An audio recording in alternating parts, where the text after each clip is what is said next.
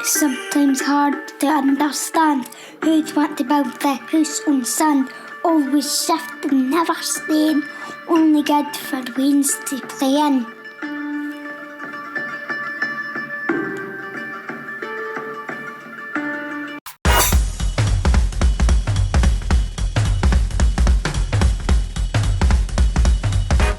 Everybody in Stevenson and Saltcoats used to call the factory at Ardeer the Dynamite. I don't know what they call it now, hardly exists anymore. Passing by in the train and looking out the window, the big chimneys are gone, the cooling towers and the cordite huts, all away. I've lived in Irvine for most of my life. However, it's only recently, and especially incredibly recently, that I've come to appreciate the beauty that's on my doorstep. Every other day I find myself down the beach, walking with my dad or with my dog, just taking in the view.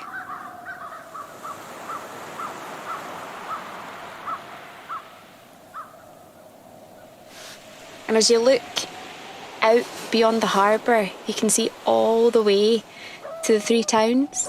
It just seems like endless sand dunes. My sister, she did a photography unit at school titled Urban Decay, and it involved her going into old buildings. And as part of that, she ventured out to Ardeer and took pictures of the old ruins, and they were really, really interesting to see. It makes you wonder what once was.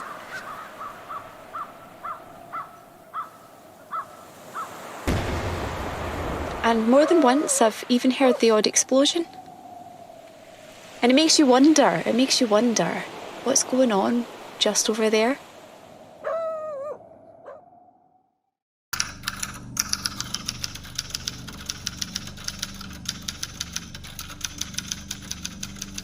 My name is Henry J.W. Dam.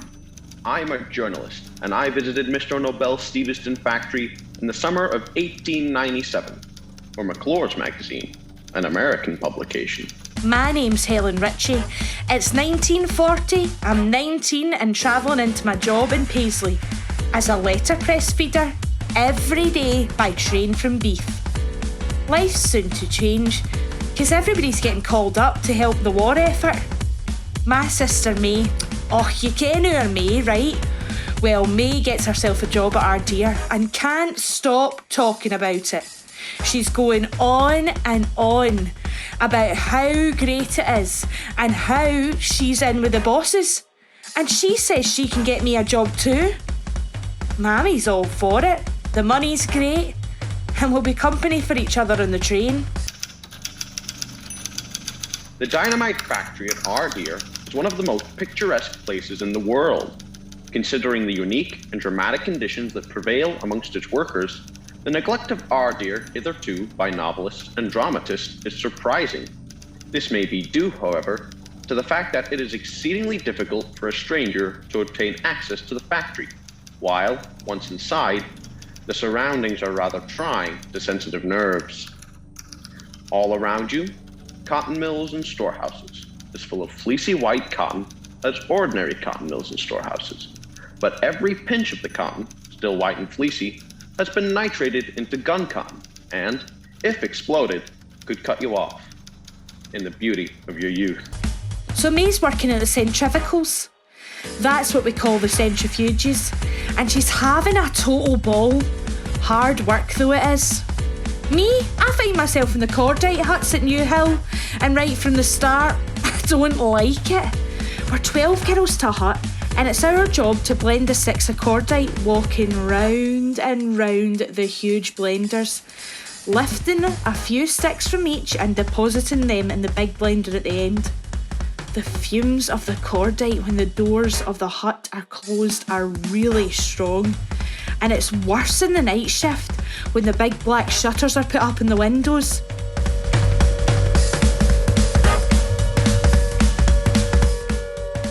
There's 3 shifts in the cordite, 7 to 3, 3 to 11 and night shift. There's lots of hazards in the night shift, real and imagined. The toilets are quite a long way from the hut. Visiting them in the middle of the night in total darkness isn't a very pleasant experience, especially when you're stumbling over tufty grass growing out the top of sand dunes. These toilets are a bit primitive. Basically, just a pail inside a wee hut. A lassie was attacked by a weasel in one of these forays. It clung onto her bare bottom with its wee sharp teeth until they drew blood. After this, I'm always very chary of using the privy in the dark, just in case a wee weasel's lying in wait to spring up at a bear behind. There were 450 separate structures occupying 400 acres out of the 600 owned by the company, which were, when the site was chosen by Mr. Nobel in 1871, a barren waste of sand dunes, stretching for 1.75 miles along the sea. My name is Jean Frew. I was born in Stevenson and have lived here all my life. My family history is woven through Ardeer, Nobel's explosives company, on both sides. My great-grandmother, Sophia Zetterland, came from Sweden, the birthplace of Alfred Nobel. She was the housekeeper to the then factory manager, Mr. Lundholm, in the late 1800s. She never went back to Sweden, as after she gave up her job to get married to a local coachman, Alexander Reed from Ardrossan, they lived in a flat above what is now Bailey's the Butchers in Dockhead Street, Saltcoats.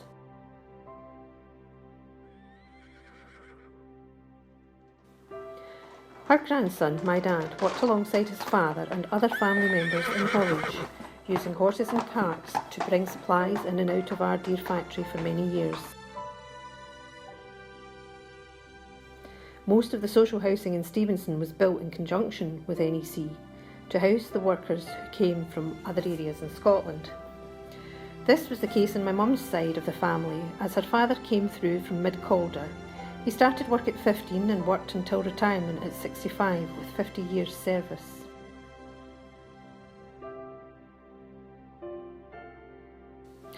My mother, at the age of 18 in 1939, went to work at Ardeer in munitions in the Cordite, as hundreds of young women did, with the men being drafted off to war. She spoke of hard times, but of fun times, as they worked to produce the munitions required for our country's freedom to be won against the Nazis.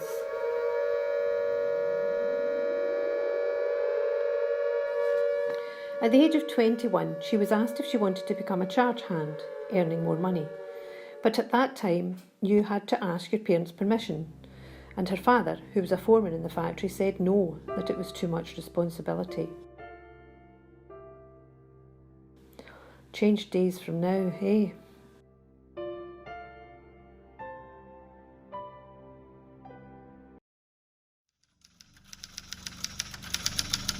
From the top of one of the nitroglycerin hills, the factory looks like an enormous and eccentric landscape garden.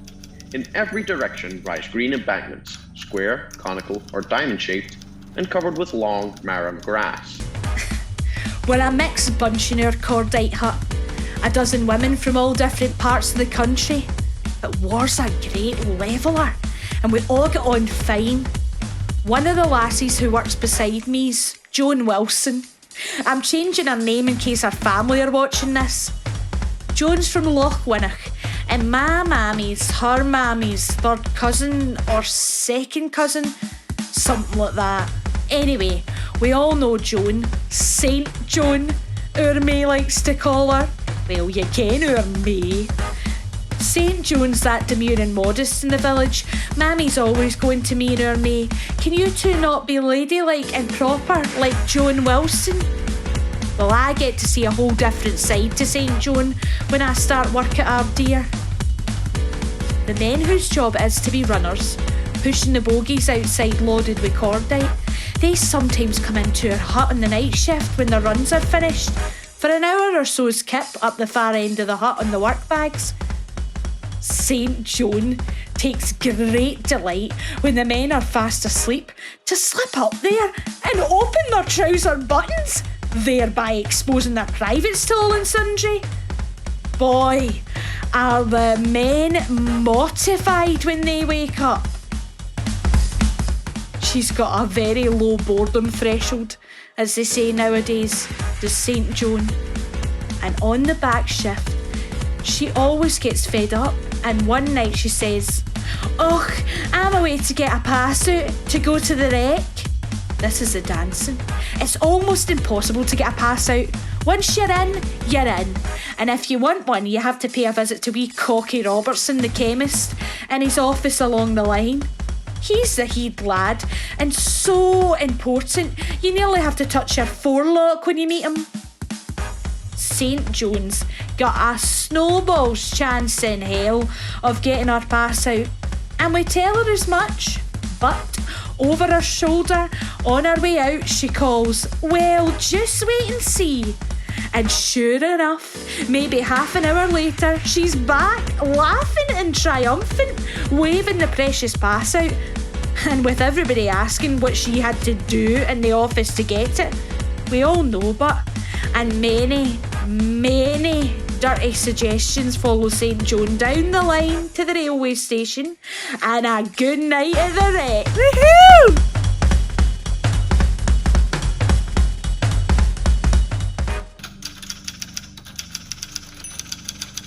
Into this kingdom of high explosives you enter by the courtesy of Mr. C.O. Lundholm, the works manager.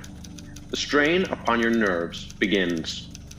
Your hair is quite ready to rise, so ready that you can feel it awake and stretch itself at every spot of grease, which may be nitroglycerin, and every stray pinch of cotton, which may be gun cotton. One of the girls we travel down with on the train from Beath works by herself in a big building at the end of the bogie line. Violet's dead streetwise. She's originally from Glasgow. Violet really enjoys her job and gets a name for herself for entertaining the young soldiers camped up in the hill, keeping lookout for enemy planes. It's a well-known fact that if you're on the wee stretch of line going up to the stores for requisitions, you have to call out her name in good time, just in case she's given TLC to one of the lads. In time, Violet buys herself a fur coat in Glasgow and wears it to work with pride. We all admire it, of course, but behind her back, everyone says it's rabbit's fur. Entering the night trading house, set atop an artificial hill built of sand, your eye is caught by two lead cylinders sunk into the floor, with closed, dome-shaped tops into which many lead pipes enter. At the farthest cylinder sits a man watching a thermometer. He neither moves, looks up, nor betrays any sign of your presence. We've got a foreman in here, Robert Boyd, better known as Bertie Badfish, because before the war he pushed a wheelbarrow selling haddock and skate round the streets of Irvine.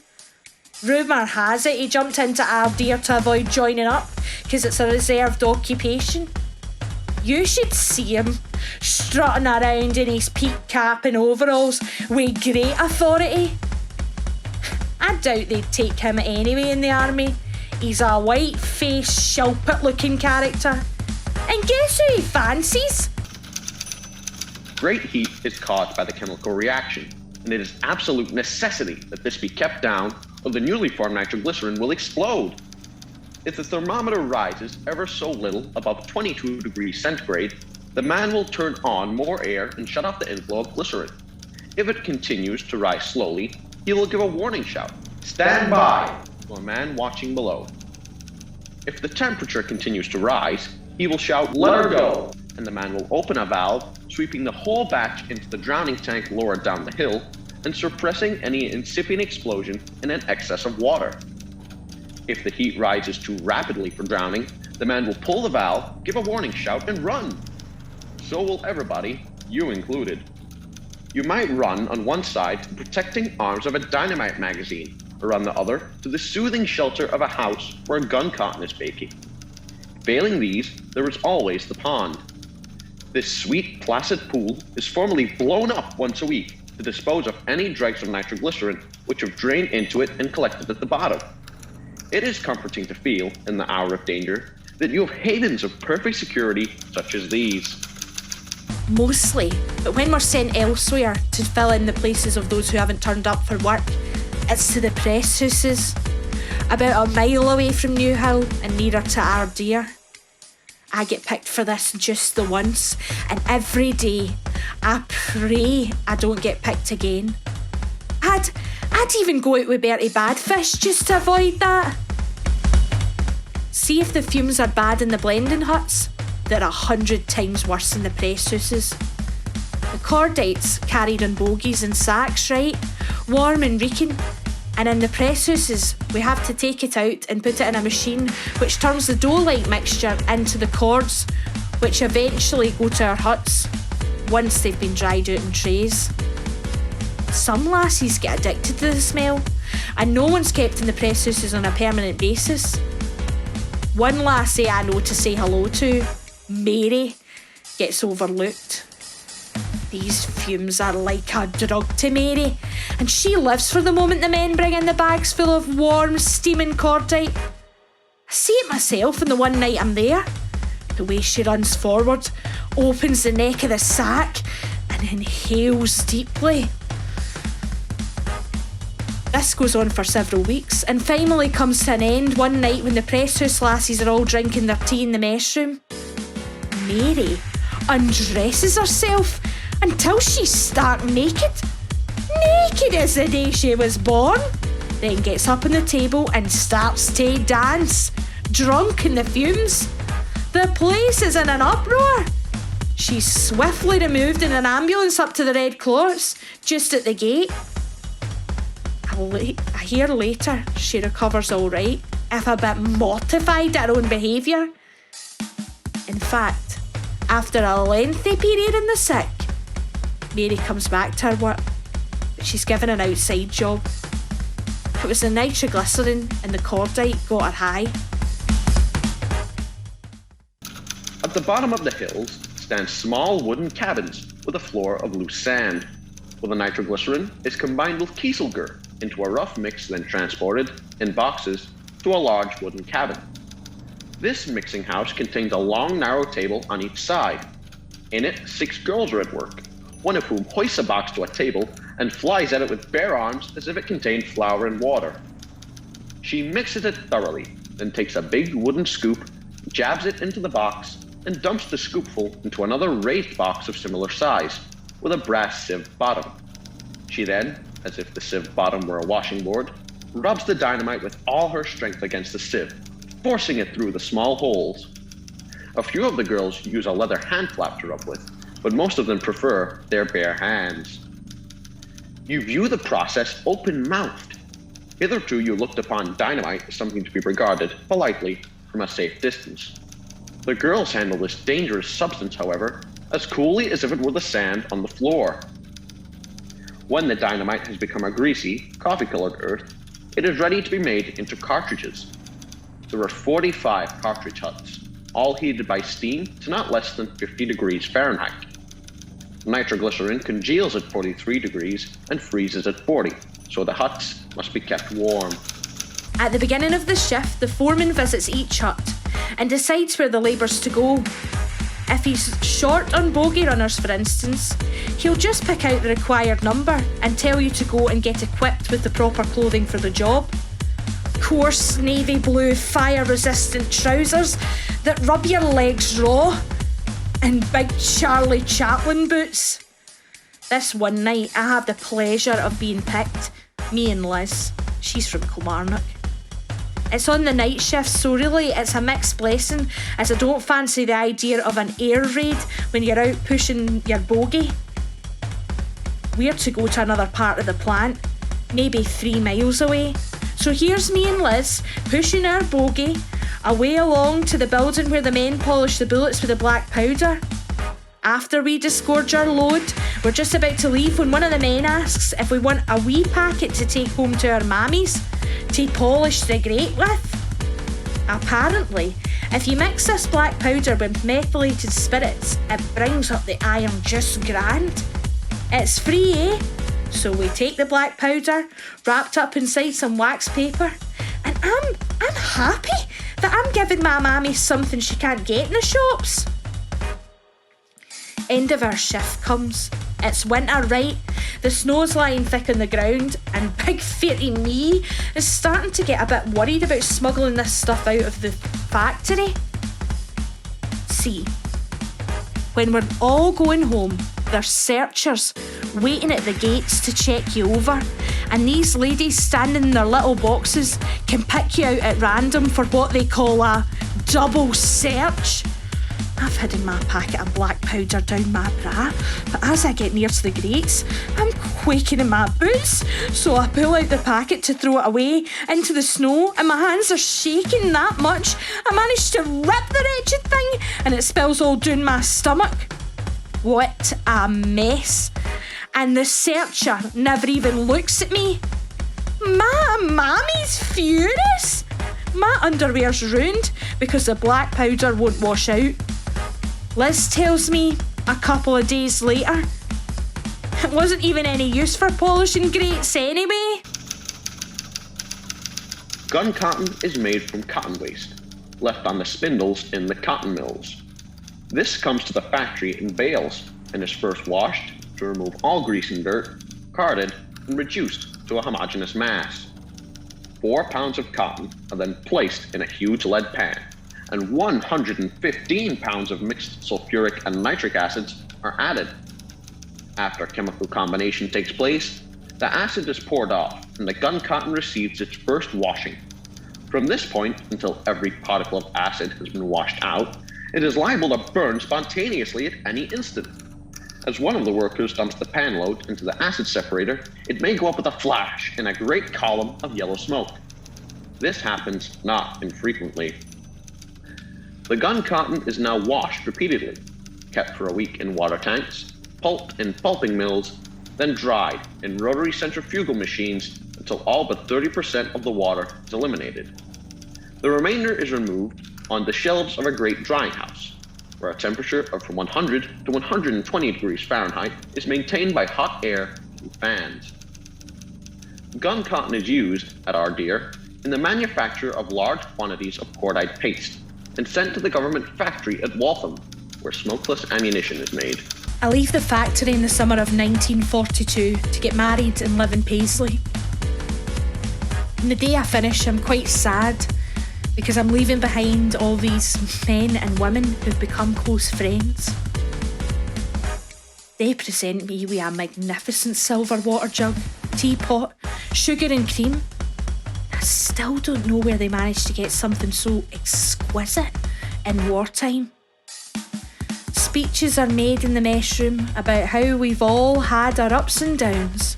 But one thing, I finished up without ever having been delegated to the honey bogey. It's a standing joke in the place that if you get into any kind of trouble, you're demoted to the honey bogey. An explanation is needed here. The girls on the honey bogey, dressed in special clothes, go around emptying the pails in the dry toilets and taking away the contents. Well, somebody's got to do it, eh? And if I'd been caught that night with a black powder down my bra, it might very well have been me.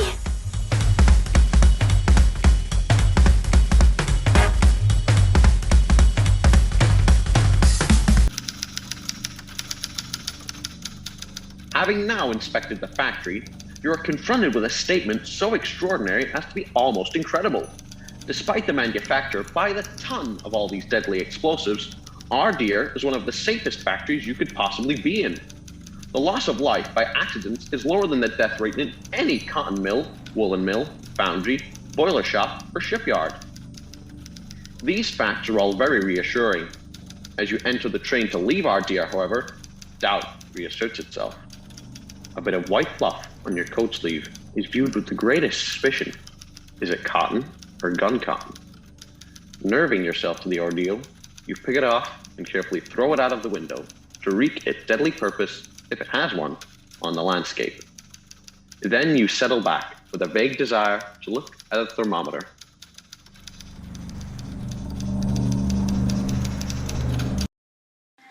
My name's Flora Richmond, but I was born Flora Corbett. I'm 17.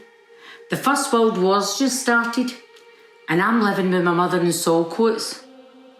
Money's tight, and being the eldest of 6, with 4 brothers and a sister, I decided to try and get a job with Nobel's explosive company.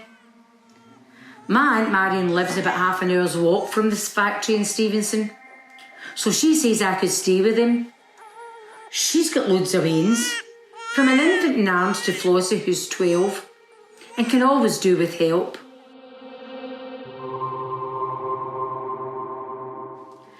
I make my application to get into the factory, and they say help's not needed right now, but they'll keep me in mind. As I'm leaving, I meet a lassie who lives beside my aunt, just coming from the office, looking very dejected, and she tells me she's just been turned down on account of heart trouble. Now this is a big healthy looking lassie, and here's me 4 feet 9 inches and 94 pounds. So I'd probably fail the medical anyway. I'm all set to go back to Saltcoats, but Aunt Marion pleads with me to stay on a bit, to help out. This is on the Monday the 26th of July 1915. For the next 4 days I try to find other work, because I like Stevenson. We're near the shore and it's like being in a holiday resort. The Friday bit, there's still nothing doing, so it looks like I'm going home. Aunt Marion walks me to the station, and she's really keen to have me to stay on longer. I think she likes the company too, seeing as she's a bit lonely. So why not, eh? Back at Aunt Marion's, Flossie's putting the wee ones to bed, so the house is quiet. It's a warm night, about 10 o'clock, and so still out with most folk in their beds. We decide to have a cup of tea, and Aunt Marion asks me to run out to the wee shop for some biscuits. It's opened late, because they cater for the soldiers who guard the factory. So off I go. We have biscuits with our tea, then head to bed. This must be about 11ish. But there's to be no sleep for us this night. I'm just getting into my bed when there's the most terrific explosion. It rocks the house and sends my aunt to the door to see what's happened. She comes back in screaming, "Get the wains up and dressed, get them up, there's more to come." But this time, I'm behind her, looking out for myself. The whole sky's lit up, and I say to Aunt Marion, "Pray, 'cause it's the end of the world."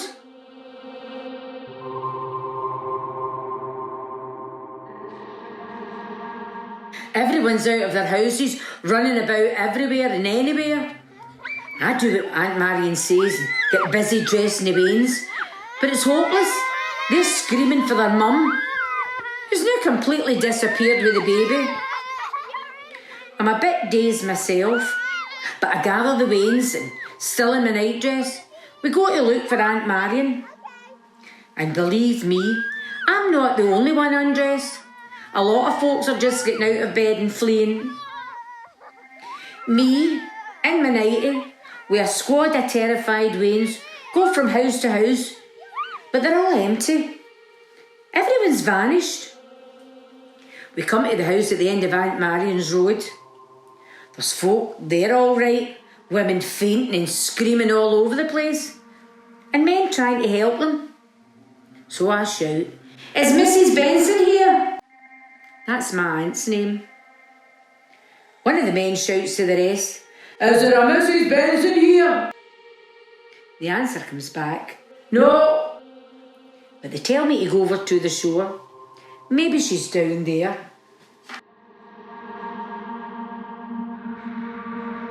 By this time, it's been about 2 hours since the first explosion, and there's been more going off at intervals of 15 to 20 minutes. First the terrific light in the sky, and then the big blast.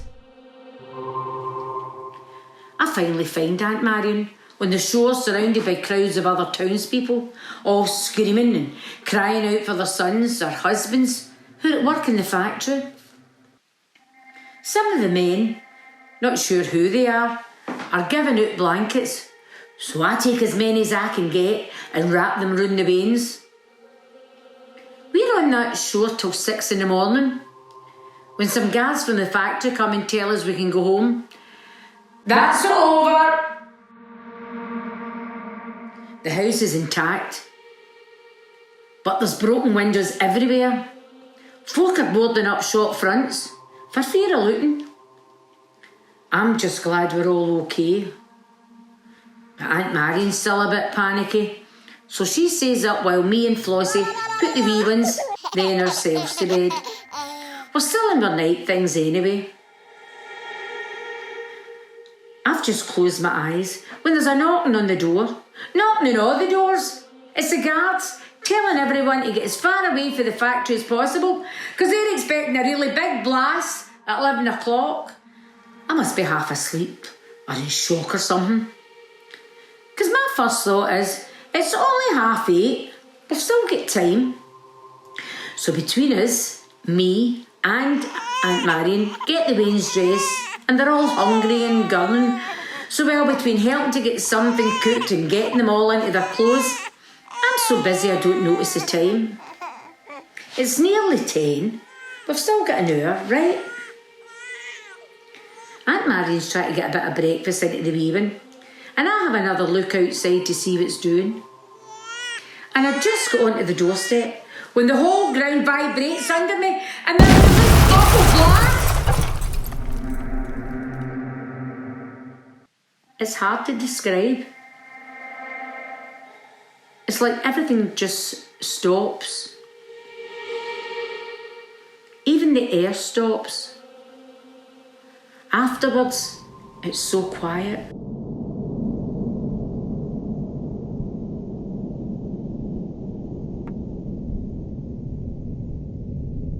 I don't know how long I stand there for. Probably just seconds, but it feels like hours. Pat myself all over to see if I'm still in one piece. Then I run back into the house. Aunt Mary and the wee one have vanished again. The rest of the Waynes are screaming their heads off, so shoeless and only half dressed, I grab them all and make for the station. There's a train taking folks away who've been down on holiday, so me and the Waynes cram in beside them. It doesn't dawn on me that Aunt Marian doesn't know where we are.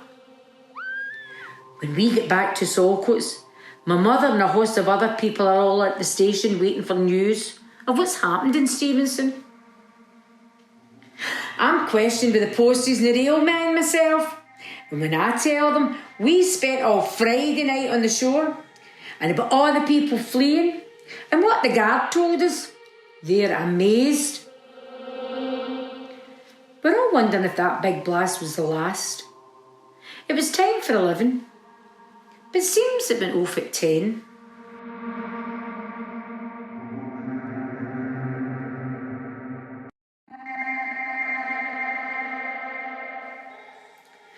My mother's really worried about Aunt Marian, so we leave the Waynes with the neighbours and set off to look for her and the wee one. It's about 3 o'clock in the afternoon by the time we get back to Stevenson. There have been no more explosions since the big one, but still people are very apprehensive and not sure whether everything's over for good or if just a lull. We arrive at Aunt Marian's and no one's seen her since 10 o'clock. Then a lady tells us she's been cared for at the doctor's, as she was very hysterical in saying that her niece and her children had been blown into the sea. And most people believed it, because we'd just disappeared. She calms down when she sees me and Mother, and I tell her how I just bundled the Waynes and myself onto that train. No tickets or anything. She'd gone back to the shore with the wee one, thinking I'd followed with everyone else.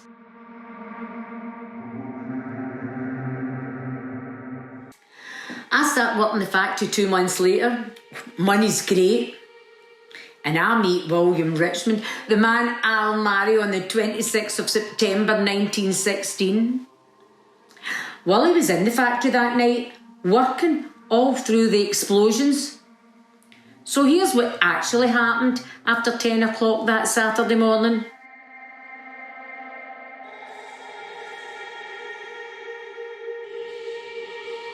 There was a blockage in the TNT pipe at the factory, and no one could get near enough to sort it. The bosses called for a volunteer to cut the pipeline, and one man steps up. Fortunately, he's not killed, but he is injured, and on recovery is given a lifetime job. Also, before the 10 o'clock blast that Saturday morning, the local paper came out with screaming headlines about the terror in the night and people fleeing for safety to the beach.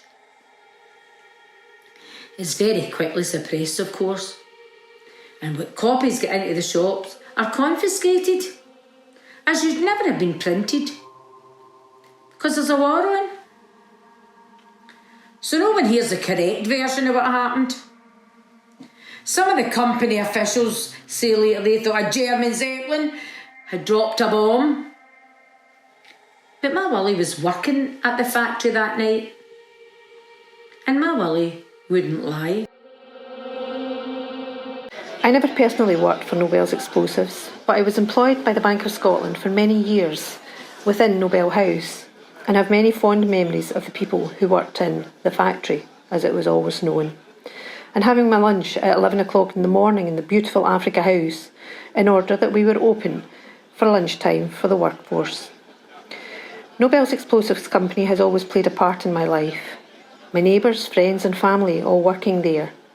Oh, and I mustn't forget to mention Ardeer Rec, the recreational jewel in the town's social and sporting lives. We all knew it locally as the factory, and it stretched from Stevenson all the way across to Irvine Bar. My dad, he worked there all his life. As a boy, maybe 1925, he'd be about 16 or 17 I believe, he lost his arm from just below the shoulder in the box factory.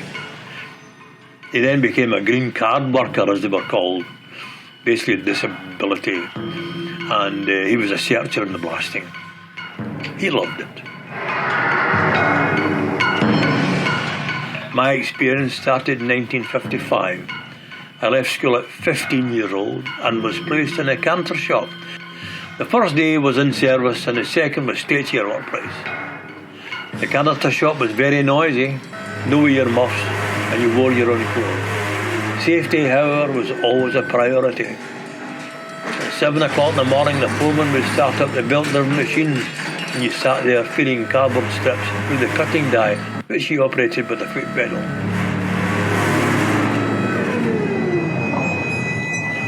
The fellow in the machine next to me was so keen cutting that one day, when his machine jammed, he stood up, opened the safety guard to clear the cutting die with his hand.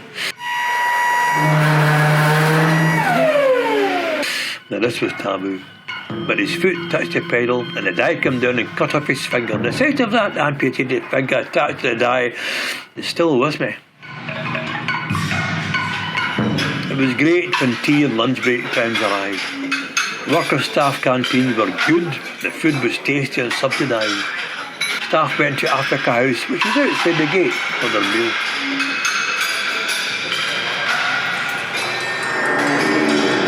All youths attended day release classes held at Ardeer Recreation Building just off Town Head Street. A very impressive building. It wasn't academic, more work related and heavily into safety. However, the main turning point for me was the apprenticeship test. This happened when you reached 16 years old, and we were all interested in that. I was hoping for either electrical or engineering. I sat the full day exams, but was later informed I'd got a high mark, but I wasn't getting it. I was unsuccessful because they found out I had a colour deficiency, of which I had no idea. This meant I was destined for the yard. This was the unskilled labour pool where you went to 18 years of age and they would send you anywhere to the blasting nitroglycerin. Oh my, no, not a good prospect, so I really needed to leave. This was very much to the displeasure of my dad. I lasted no more than 18 months with ICI, leaving in March 1957 to seek a career elsewhere, and I was very happy about that. My papa, or grandfather, if you'd like to be a bit more formal, used to work in the area as part of Nobel Explosives and would tell me stories of his experience there. During the first lockdown last year, my dad and myself would take walks around the Peninsula area as part of our daily exercise when we were allowed outside. Recently, I have become a member of the Stevenston Community Council, and through my position, I now understand how important the area is as part of Stevenston's history, and understand that it is part of what makes Stevenston, well, Stevenston. Sand dunes are wind-blown accumulations of sand that get blown inland from beaches. When the initial small embryo dunes are formed in the beach, pioneer plants such as marram take root.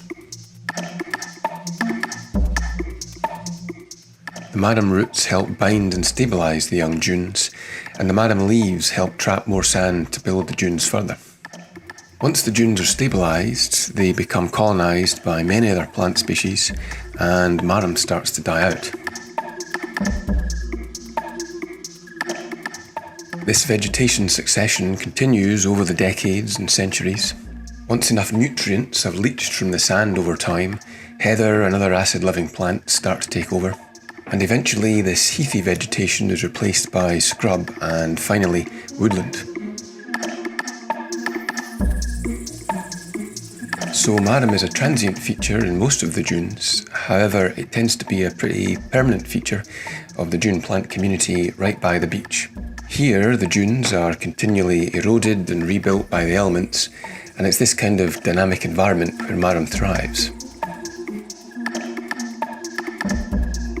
Marram plants support a wide variety of dune invertebrates. For example, the larvae of the nationally scarce shore wainscot moth, grayling butterflies and marram weevils all feed on marram. The marram tussocks are also important as a refuge for the rare beetles and spiders that live in the more sparsely vegetated parts of the dunes. I'm Peyton Duckworth. I've lived in Stevenston all of my life, and the beach has always been my favourite place to go. I also have a dog named Tyson. I got him when he was a puppy and I was 4. He's my best friend in the entire world. Tyson's 12 now and I'm 16, but Ardeer Peninsula is still his favourite place to go walkies almost as much as it is mine. I lost my mum, who was my best friend and favourite person, to cancer in May of last year. My mum just loved to be outside in nature, and Ardeer Beach was always her favourite place to walk. I have so many happy memories of us, walking the dog together, playing in the sand and in the water.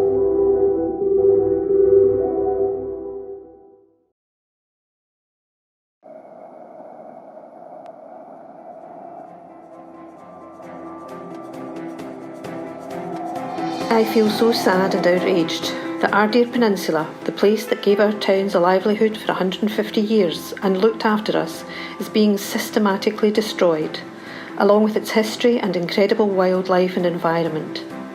The land that has supported us and the wildlife, which has been there since time began, will no longer support the wildlife that live in it, due to the mass sand extraction being carried out by its current custodians.